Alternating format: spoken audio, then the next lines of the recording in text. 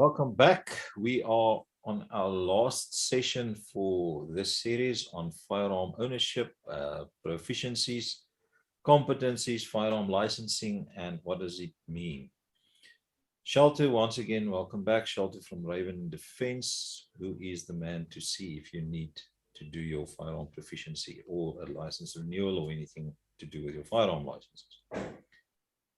Shelter, one of the biggest issues nowadays, obviously, is my firearm license has expired, or I've missed the amnesty period, or I've missed my renewal period.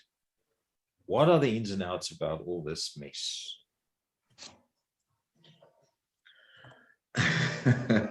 Okay, so like we said in the previous sessions, if you want to be a firearm owner, you're going to have to be responsible. So the first thing I'm going to say to you is renew your firearm license 90 days before. Okay, so you're in the clear and everything is above board. I know I'm a member of NatShoot, and I get an email. Your firearm license is up for renewal about 120 days before the time. Please address this. And every week you'll get a mail just reminding you. I know other organizations also do that. So there's actually no excuse for you to lapse your firearm license. Okay. That being said, stuff happens. Guys get into an accident and he's in the hospital and it lapses. Okay. There's no easy answer to this. Okay. There's also ways of getting around that, but there's no easy answer to this.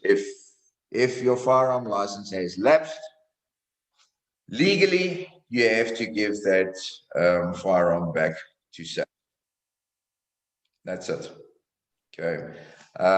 If we're talking about amnesty and you've missed that, I stood in a line where my parents wanted to give their firearms back, and the police basically showed us away in that amnesty period. And luckily, they've got the green license that's still valid. So with the previous amnesty, they didn't get to all the citizens of South Africa. If there's going to be a new or other amnesty, I don't know. There is talk that there's going to be a new one or an amnesty again. That I don't know. But if we want to stick to the law as we want to do, and we want to be legally firearm owners, if that license has lapsed, you are in possession of an illegal firearm, and that firearm needs to be given back to SAPS or handed into SAPS. Clear and cut. Sorry. I think people, I heard horrible stories during COVID lockdown, different levels of police stations, opening and not operating, and, showing people away. So I think people need to, there's organizations they can join to get the ins and outs, the legalities about this. But the fact of the matter is, if your license has lapsed or if you've been turned away during amnesty, you need to get proof that you were turned away. You need to make sure that you get proof. The responsibility still is on you. You can't now walk away and say, but they've showed me away, so now it's up to them. Because now suddenly you are in contradiction or contravention of the law, and you are carrying an illegal firearm, irrespective if they turned you away during lockdown. So you need to make sure that you... It's sad, but it's true. It's not your fault. You stood in that road. My father and myself stood there for, I think, 8 hours, and we were turned away. It's frustrating, but you're going to have to stick to the law. You're going to have proof that you were in that line and you were turned away. Yeah. And that you are in possession of a legal firearm. Yes. So I know we'll get a lot of flack on this specific point because people will, what about it? Doesn't matter. You are now illegal. That's it. You are now in contravention of the law, and it is what it is. So you need to sort it out, because otherwise you are going to be ending up in jail. And it's a serious offense, and there's lots of questions. So if I have a legal firearm and I shoot somebody, what's the consequences? You know, so Don't. yeah, Don't. you don't want to go there. So yeah.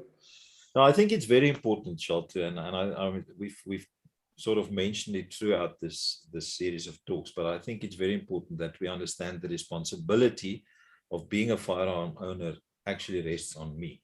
If I now own a firearm, that responsibility rests on me. And I won't be able to stand in court and say, well, this and this and this. You know, they're going to say to me, why didn't you make sure that you get this? And why didn't you make sure that this happened? You need to make sure. So if you like it and if you hate it, that's beyond the point. It's not the point. The point is you are now carrying an illegal firearm. So fix that. It is up to you. Sadly, it is what it is. Right. So no, Shelter, I think that's about it. We've come to the end of this whole discussion. As with all the series, all the talks that we have, you know, all the links are in the description and somewhere on the screen and wherever. And people will know how to get use or get hold of you, or they can get hold of you via Fortis, and you know, take up their questions with you. But I think hopefully we've answered most of the questions on this series. So Shelter, thank you for your time and your inputs. Thank you, Dion. Thank you for the support. I truly appreciate it. And yeah, there's lots of good guys out there. Doing firearm training, there's also lots of bad guys. But yeah, thank you for the support and thank you for talking to me. Thanks.